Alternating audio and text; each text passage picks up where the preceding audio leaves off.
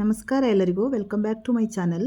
ನಾನಿವತ್ತು ವರಮಹಾಲಕ್ಷ್ಮಿ ಹಬ್ಬಕ್ಕೆ ತುಂಬ ಶ್ರೇಷ್ಠವಾದ ನೈವೇದ್ಯ, ಪಂಚಾಮೃತ ನೈವೇದ್ಯನ ಹೇಗೆ ಮಾಡೋದು ಅಂತ ತೋರಿಸ್ಕೊಡ್ತೀನಿ.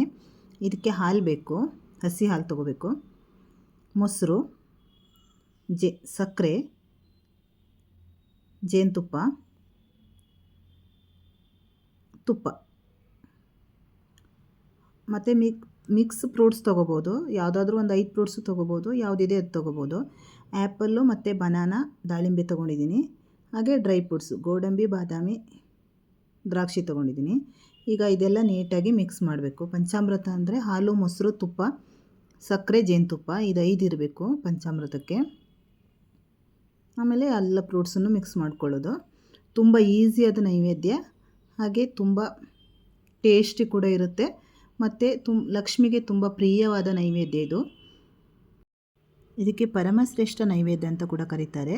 ಹಾಗೆ ಪ್ಲೀಸ್ ನನ್ನ ಚಾನಲ್ನ ಸಬ್ಸ್ಕ್ರೈಬ್ ಮಾಡ್ಕೊಂಡು ನೋಡಿ. ಬಾಯ್.